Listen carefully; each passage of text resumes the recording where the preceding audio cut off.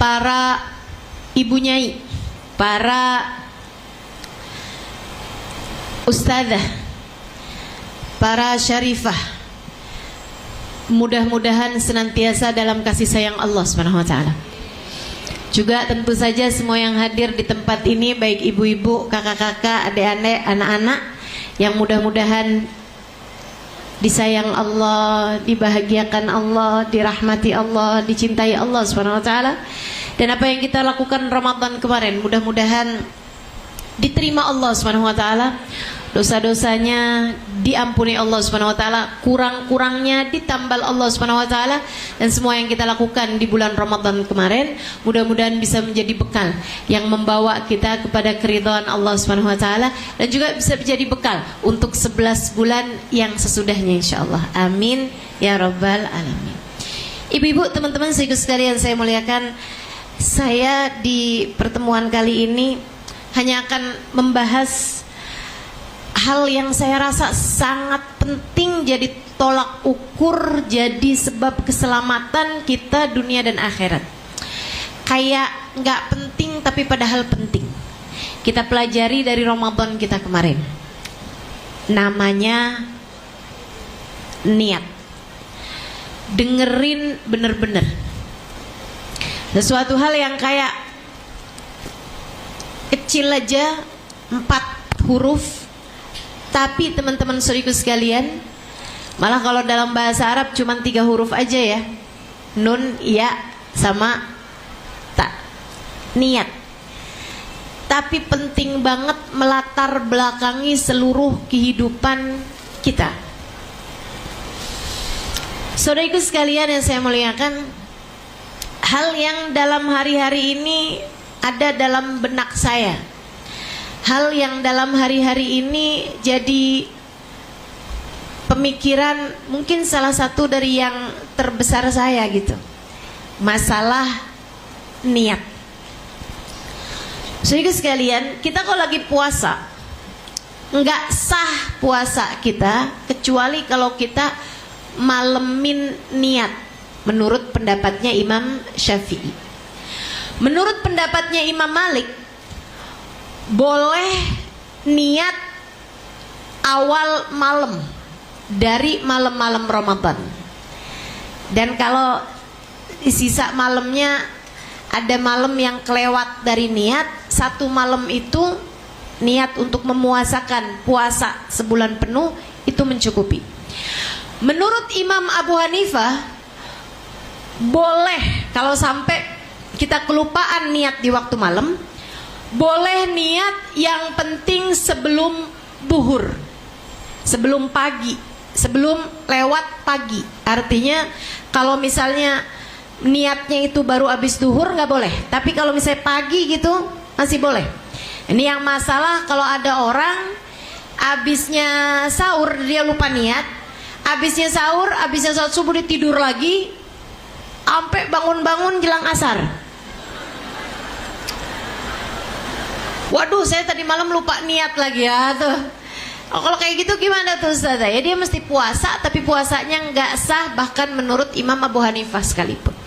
Ala kulli hal, ada perbedaan pendapat di antara imam 4, teman-teman sekalian, tapi semuanya dari Imam Syafi'i ke Imam Malik, ke Imam Abu Hanifah, ke Imam Ahmad bin Hambal, keempat semuanya mewajibkan adanya niat. Enggak sah puasamu tanpa adanya niat. Enggak sah puasa kita nggak pakai niat.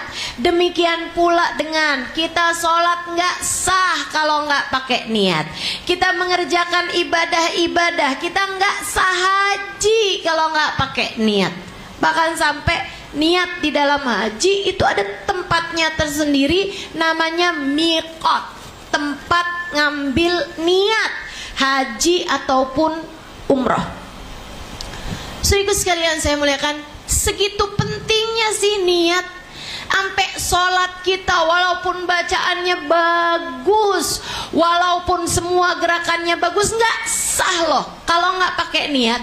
Segitu pentingnya niat, sampai kalau kamu udah pergi suci. Kamu udah bayar tiket, kamu udah beli visanya, kamu udah nyampe ke sana, kamu udah nginep di Muzdalifah, kamu udah lempar jumroh, kamu udah wukuf di Arafah, semuanya jadi nggak sah kalau kamu nggak pakai niat.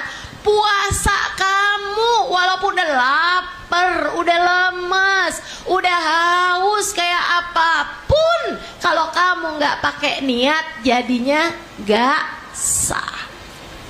Segitu pentingnya niat. Ngajarin kita buat apa-apaan pakai niat. Teman-teman sekalian, sholat aja yang 5 menit nggak sah kalau nggak pakai niat. Kok bisa-bisanya kamu jalanin hidup segini panjangnya nggak pakai niat? Sholat aja yang cuman 5 menit kurang lebihnya kamu kalau ngerjainnya nggak sah kalau nggak pakai niat. Kok bisa-bisanya kamu nikah segitu panjangnya nggak pakai niat? Kamu berumah tangga segitu lamanya nggak pakai niat? Kok bisa-bisanya kamu punya anak segitu begadangnya, segitu nyusuinnya, segitu melahirkannya dengan separuh nyawamu, kok nggak pakai niat? Bagusin niat, benerin niat, adakan niat. Jadi yang pertama mesti pakai niat, adain niatnya. Ustazah kan niat mestinya di awal-awal Ustazah. Ini saya udah berumah tangga 10 tahun nih Ustazah kagak pakai niat. Anak saya udah sampai gede-gede Ustazah, saya nggak pernah pakai niat-niat segala. Ustazah punya anak, saya belajar, saya ini itu makan segala macam, saya nggak pakai niat loh Ustazah. Udah terlanjur kayak gimana nih? Teman-teman saya sekalian, ada tajdidun niyah. Walaupun nggak di awal.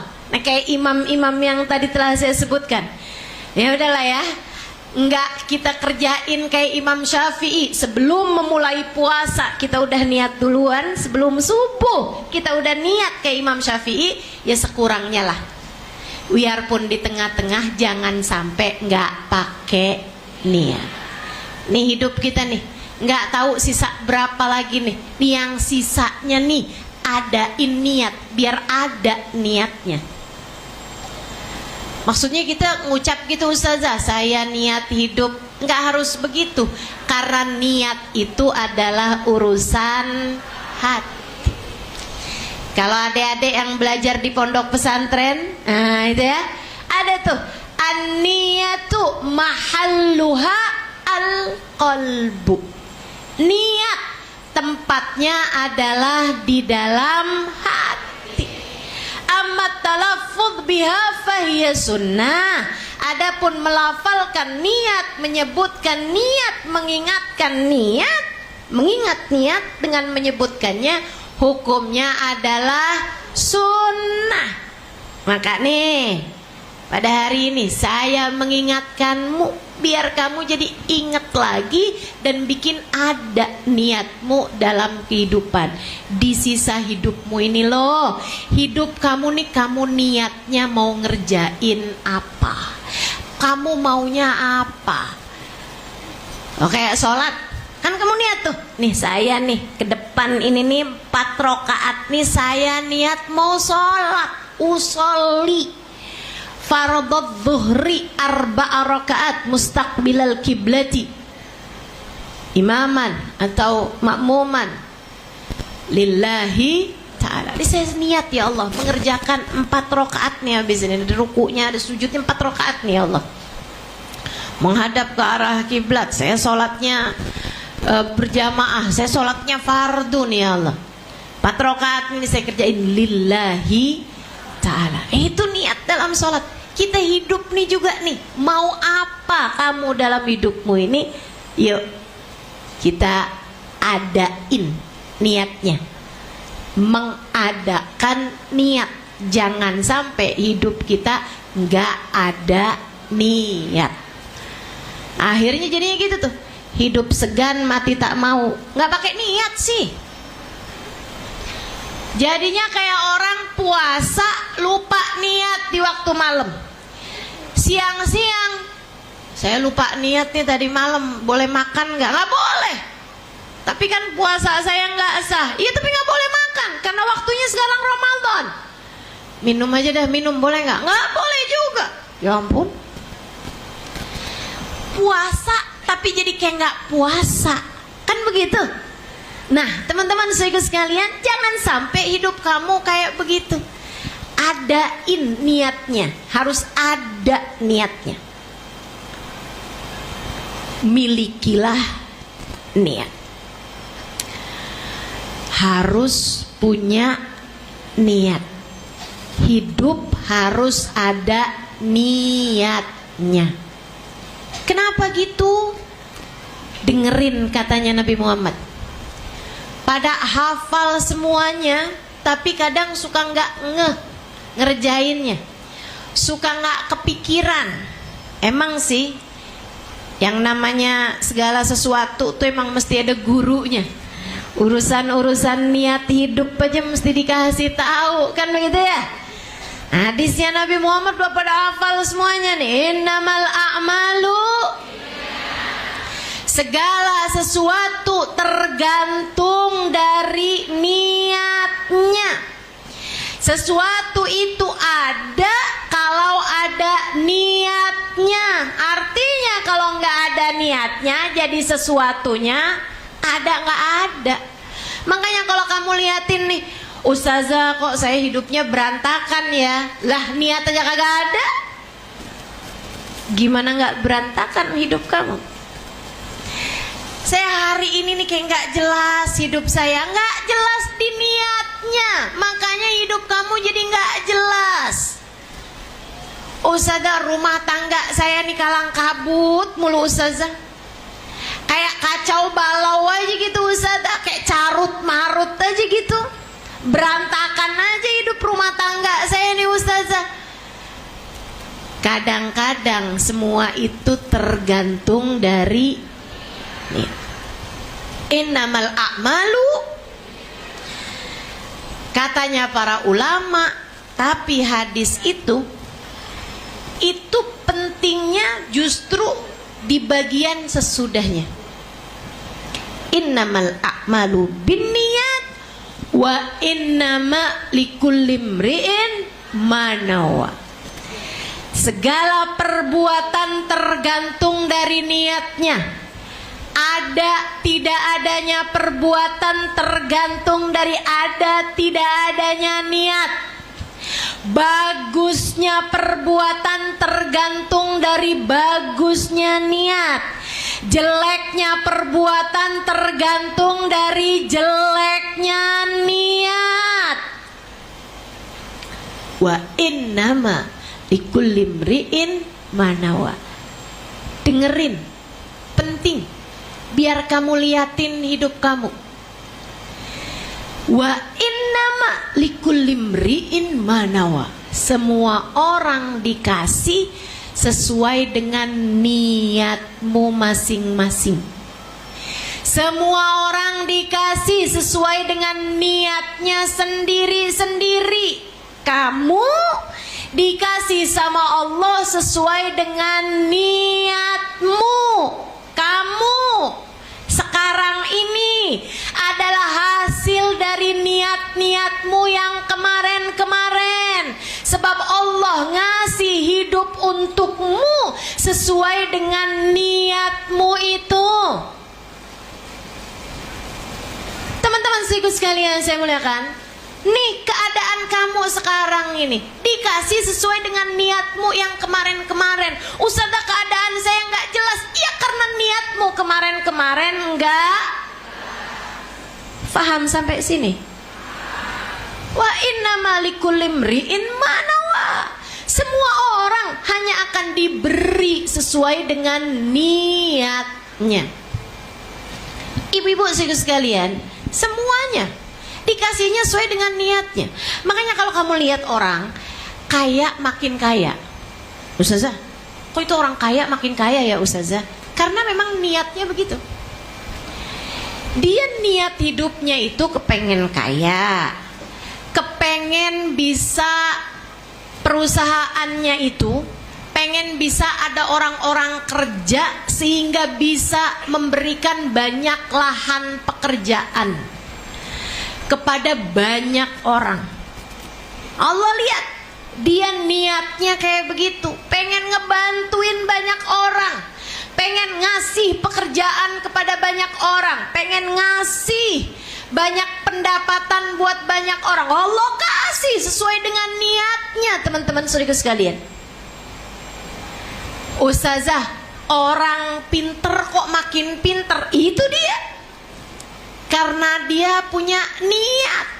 Saya kepengen nih belajar, saya terus belajar, biar apa yang saya pelajari bisa saya sampaikan lagi kepada orang lain, biar apa yang saya pelajari bisa menjadi sesuatu yang bermanfaat buat diri saya, biar saya nih sekarang nih misalnya yang jadi dokter, biar tambah ilmu saya jadinya bisa ngobatin orang. Semakin hari semakin dia punya niat semacam itu, Allah kasih terus kemanfaatan dari apa yang dia pelajari, sehingga kamu lihat orang pinter makin pinter, orang mulia makin mulia. Bu, saya kalau lihatin guru-guru saya, ibu-ibu nih saya kasih tahu, saya punya guru bu namanya Hubabah Nur. Hubabah Nur, saya sangat berharap ibu-ibu semuanya biar matanya bisa memandang wajah Hubabah Nur, biar punya niat. Ya Allah, saya niat ya Allah, pengen bisa mandang wajahnya orang-orang mulia ya Allah. Itu yang kayak begituan juga kamu niatin, minta sama Allah Subhanahu wa taala. Kayak anak-anak pada kepengen ketemu artis, ya kan? Pada kepengen ketemu selebgram, pengen ketemu yang dia idolakan gitu kan. Nah, teman-teman juga saya sangat berharap biar hati kamu punya kepengenan, punya niatan, biar bisa ketemu sama Hubabah insyaallah. Amin.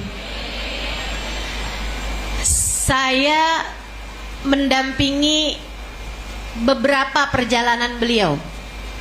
Kalau beliau di Indonesia juga sebagian perjalanannya saya dampingi dan saya terjemahkan juga. Saya liatin, kan saya ketemunya paling cepat setahun sekali sama beliau. Itu pun juga kalau beliau datang ke Indonesia. Ya kadang-kadang saya datang ke sana tapi jarang sekali juga. Tapi saya liatin tambah waktu, tambah solehah aja tuh orang. Tambah waktu, tambah ibadahnya tambah banyak aja tuh orang. Ibu-ibu saudara sekalian, tambah waktu, tambah indah aja hatinya tuh orang. Ibu-ibu saudara sekalian yang saya muliakan, dulu waktu saya di sana, kita kalau baca sama Hubabah, baca ratib, haddad, itu kan ada afdalu dzikri fa'lam annahu la ilaha illallah, la ilaha illallah, la ilaha illallah, la ilaha illallah. Ada la ilaha illallah ya kan, ada zikrul jalalahnya. Saudara sekalian, dulu tuh kita bacanya 40 kali. Karena memang tulisannya di situ 40 kali. Lama-lama naik 50 kali karena memang tulisannya antara 40 atau 50 kali. Satu waktu udah di Indonesia nih, saya lagi di tengah jalan sama beliau. Saya lagi satu mobil, satu kendaraan sama beliau. Kata Bapak Halimah, negeri ratib, kita baca ratib Halimah. Marhaba, saya bilang, ayo Bapak baca tuh Bapak, baca la ilaha illallah, la ilaha, sampai di la ilaha illallah itu kan. Begitu sampai 40, saya udah mau berhenti, tapi Bapak baca terus. Akhirnya kan saya pikir 50 nih, saya baca sampai 50, udah kan tuh selesai. La ilaha illallah Muhammadur Rasulullah. Bapaknya la ilaha illallah, la ilaha illallah, belum juga nih. Lanjut aja tuh saya bacanya. Ibu-ibu saudara sekalian, 100. Ratib tuh baca la ilaha illallahnya Hubabah 100. Nah, udah tuh 100. Berapa tahun kemudian baca lagi nih di tengah jalan lagi, malam-malam hari kita baca ratib. Agar ratib Halimah. Marhaba. Udah. La ilaha illallah. Saya udah tahu nih, 40 saya nggak berhenti, 50 nggak berhenti, 100 dong. Begitu 100, la ilaha illallah Muhammadur Rasulullah. Kata Hubabah 300 Halimah, 300. 300 Halimah. Allahu Akbar, 300. Tambah panjang aja ini. Baca 300 Bu la ilaha illallahnya. Tahun kapanan lagi nambah 500. Dan kemarin ini, tahun ini nih, saya baca la ilaha illallah, Bapak nggak berhenti-berhenti ya Allah. 1000 bacanya. 1000 bacanya. Masya Allah, Masya Allah. Kemarin kami lagi nunggu pesawat di salah satu bandara, pesawatnya delay. Kita udah gelisah aja kan, mana habisnya itu datang langsung majelis gitu kan. Aduh, sian banget nih Bapak. Capek beliau gitu. Udah tuh, akhirnya Bapak bikin majelis, sempet tuh. Ada beberapa santri-santri yang ada, beliau bikin majelis di bandara. Di bandara. Habisnya itu udah selesai, saya bilang sama Bapak, mereka bilang katanya pesawatnya delay lagi Bapak.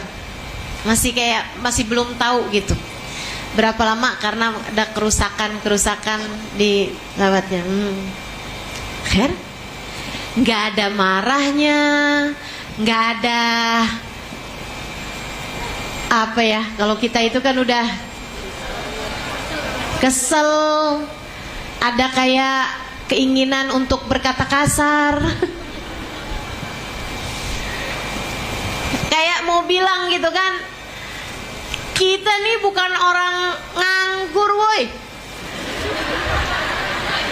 Ditungguin sama jamaah, ditungguin sama banyak orang, ribuan orang nungguin Hubabah di tempat sana itu, di negeri sana itu gitu. Kayak kesel banget gitu kan. Hubabahnya fi musalla Halimah, ada musalla di sini Halimah? Ada Hubabah, saya bilang. Sholat waktu kayak jam segini nih, jam 10-an. Hubabah udah duha, udah isyraq. Panjang, beliau ibadahnya panjang teman-teman. Saya tuh setiap kali ngelihat beliau ibadah, saya ngerasanya jadi kayak remehan rengginang di Kalengkongguan. Yang banyak nih kalau lebaran nih, banyak nih kalau lebaran. Kita ngelihat Kalengkongguan udah mau ngambil wafer aja gitu, buka isinya rengginang. Benar? Saya tiap kali ngelihat ibadahnya Hubabah Nur, saya ngerasanya remehannya bahkan bukan rengginangnya, bukan. Rengginangnya udah habis, ke sisa-sisa remehan itu saya tuh. Tiap kali ngelihat Hubabah ibadah, makanya emang nih diri saya ini mesti sering-sering ketemu kayak Hubabah Nur, kayak Hubabah yang lain teman-teman.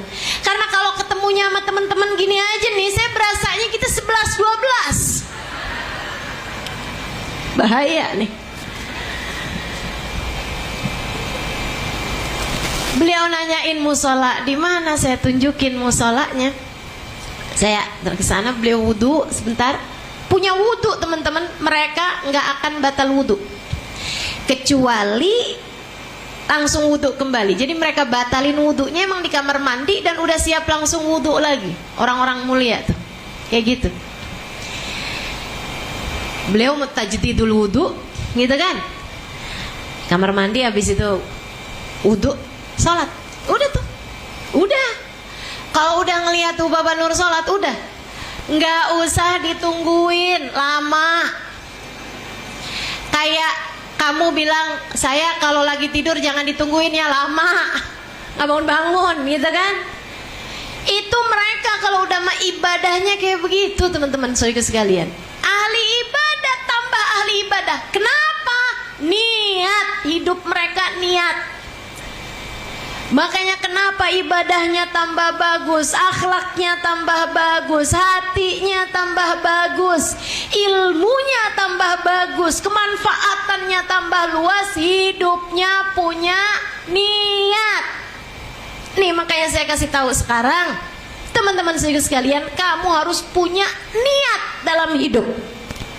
Ustazah, niatnya buat apa nih Ustazah? Nih, saya kasih tahu. Saya perhatikan ibarat niat itu bangunan. Orang hidup di atas muka bumi ini nih, ada 3 lantai niat. Yang pertama di bawah, orang-orang yang niat hidupnya, mereka sadar atau mereka enggak sadar, niat hidupnya cuman li ajli nafsi, untuk nyari kesenangan diri sendiri. Hati-hati, hati-hati. Ini kalangan-kalangan paling rendah dari manusia di atas muka bumi ini. Nyari senang buat dirinya sendiri. Kalau ditanyain ngapain kamu begitu, semuanya buat nyari senang diri sendiri. Kamu makan ngapain? Ya biar kenyang. Kamu tidur ngapain? Ya biar hidup. Oh nggak tidur-tidur kan mati, ya kan? Kamu makan, minum ngapain? Ya, biar hidup, biar saya nggak mati. Gitu. Urusannya cuma biar saya. Bahkan ketika dia memutuskan untuk berumah tangga, kamu ngapain kawin? Ya biar saya seneng lah, biar ada yang nafkahin saya.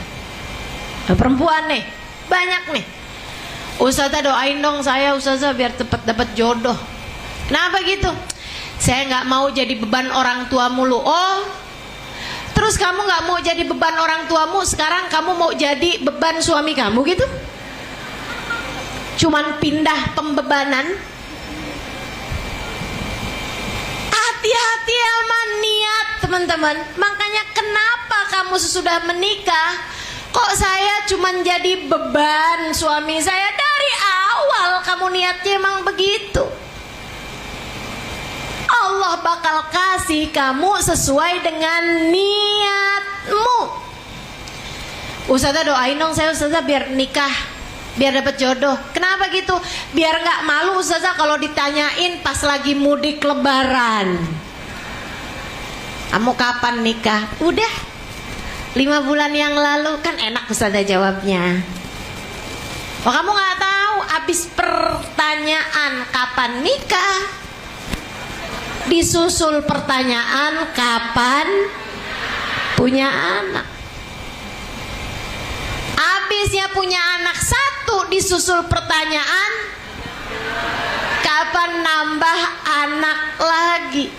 Dan gak kelar-kelar teman-teman sekalian, gak selesai-selesai kalau kamu urusannya sekedar bisa jawab pertanyaan orang. Kebanyakan orang tuh, Ustazah saya kepengen nikah dengan orang yang mencintai saya. Kenapa? Biar ada yang sayangin saya. Sian bener. Biar ada yang mencintai saya. Sian bener. Biar ada tempat pulang. Ya Allah, selama ini kamu gak punya tempat pulang. Hati-hati sama niat. Kamu harus punya niat, tapi harus bener niatnya. Jangan sampai niatmu seperti kebanyakannya orang, cuman memikirkan saya. Tuh, rata-rata orang hidup cuman mikirin saya. Doain biar saya cepet lulus kuliah. Biar kenapa? Ya biar saya bisa kerja, jadi saya punya duit, jadi saya bisa jalan-jalan, jadi saya bisa beli baju sendiri jadi saya.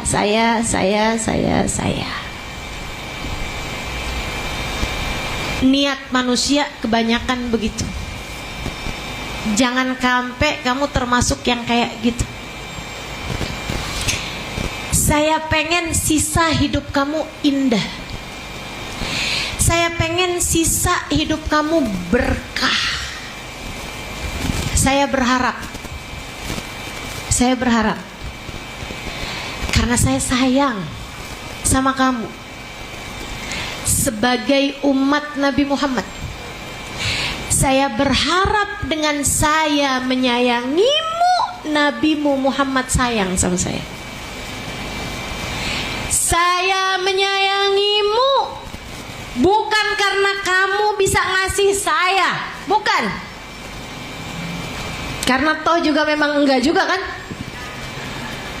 So ikut sekalian, saya menyayangimu bukan karena berharap kamu mendoakan saya. Enggak, itu yang saya harapkan. Kalau kamu doain terserah, enggak juga enggak apa-apa kok. Enggak apa-apa. Kebangetan aja sih. Masa selama ini udah diajarin ngedoain aja enggak gitu kan? So ikut sekalian yang saya muliakan, saya menyayangimu bukan karena saya berharap sesuatu darimu, tapi karena kamu hambanya Allah. Saya berharap dengan saya menyayangimu, Allah yang telah menciptakanmu menyayangi saya. Saya kasih tahu kamu, kalau kamu kepengen hidupmu berkah di sisa hidupnya, kalau kamu kepengen hidup kamu indah di sisa hidupmu, kalau kamu kepengen hidup kamu bahagia di sisa hidupmu, dunia hingga akhirat nanti, benerin niat. Dan ini saya kasih tahu, berhentilah untuk sekedar berharap saya. Berhentilah berharap begitu. Saya pengen saya sehat. Saya pengen saya dicinta suami saya. Saya kepengen suami saya nggak pergi dari saya. Saya kepengen anak-anak saya hormat sama saya. Saya kepengen tetangga-tetangga semuanya baik sama saya. Saya kepengen teman-teman semuanya baik sama saya. Saya sholat tahajud biar saya bisa rezekinya gampang. Saya sholat duha biar rezeki saya luas. Saya baca Quran biar bisa segera berangkat umroh. Saya puasa biar saya cepat lulus kuliah. Saya. Teman-teman saudaraku sekalian yang saya muliakan, selagi hidupmu masih tentang dirimu, masih tentang nafsumu, masih tentang keinginanmu, jangan salahkan siapa-siapa. Kalau Allahnya melepaskan diri darimu, sebab Allah bilang kamu tidak pernah melibatkanku, maka untuk apa aku melibatkan diriku padamu? Kamu nggak peduli padaku, bagaimana mungkin kamu berharap aku peduli padamu? Gimana? Paham sampai sini? Kenapa kamu ngerasa, kenapa ya Ustazah, Allah gak pernah ngasih saya apa yang saya mau? Lah, kata Allah kamu gak pernah melakukan apa yang aku mau. Bagaimana mungkin kamu berharap aku memberi padamu apa yang kamu mau? Bu, Kak, Dek, Nak, hidupmu bukan tentang dirimu. Selagi kamu hidup di atas muka bumi ini hanya tentang dirimu, bersiap-siaplah untuk kecewa. Seolah Allah berkata, selama ini kamu hanya mengandalkan dirimu untuk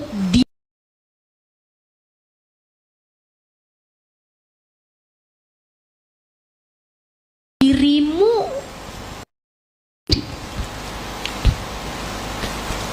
Gitu. Berantakan. Dek, kalau kamu sekolah, belajar di pondok pesantren, niatmu hanya untuk sekedar biar saya pinter, biar saya nanti dapat jodohnya orang yang pinter, biar saya nanti bisa dapat pekerjaan yang bagus, saya bisa jadi orang mulia, saya bisa jadi orang yang dihormati sama orang, saya bisa jadi orang yang punya banyak uang, saya. Siap-siaplah kamu kecewa. Kamu juga, Bu, yang mondokin anak, jangan cuma niatnya biar anak saya nanti jadi orang mulia, jadi saya nanti kalau hadir majelisnya Ustazah Halimah bisa duduk di VIP.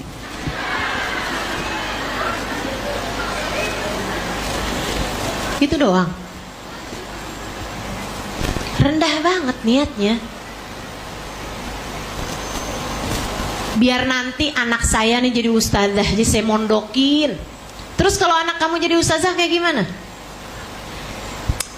Nanti banyak dapat amplop ustazah. Terus ya kan enak saya ustazah. Siapa tahu nanti anak saya malah buka travel, jadi saya bisa sering-sering umroh, sering-sering haji. Itu kamu sedang bicara tentang kamu. Kamu nyekolahin anakmu urusan ilmu agama, urusan ilmu Allah, tapi kamu nggak niat ada Allahnya di dalam pekerjaan tersebut. Kamu hanya memikirkan tentang dirimu, tentang keinginanmu, tentang maumu. Kamu hanya sedang berbicara dan berniat untuk hawa nafsumu. Bersiap-siaplah kecewa kalau kayak begitu. Kata Allah, kamu gak peduli padaku, bagaimana mungkin aku berharap kamu berharap aku peduli padamu. Nih keadaan kamu sekarang adalah hasil dari niat-niatmu di masa lalu. Saudaraku sekalian, benerin niat biar bisa bener hidup kamu.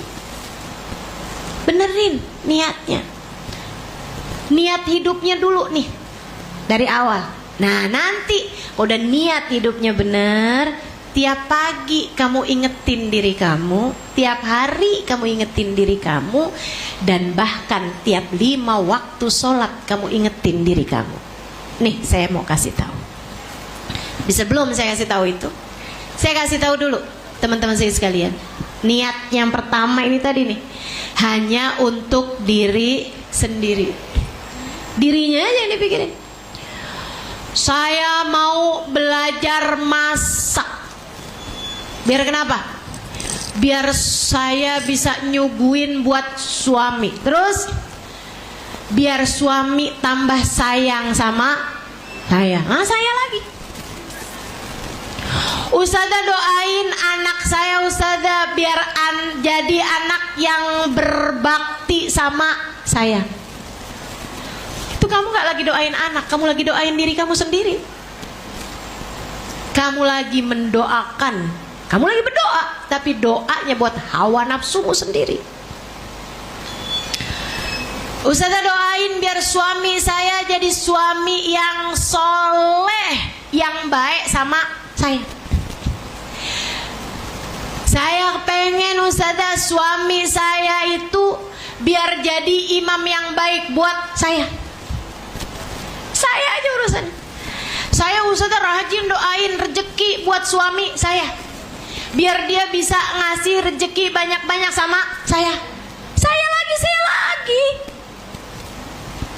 Siapa sebenarnya yang kamu niatkan itu? Ya benerin niatnya. Naik. Ada 3 lantai, ada 2 lantai yang harus kamu naikin untuk menjadikan sisa hidupmu berkah, sisa hidupmu indah.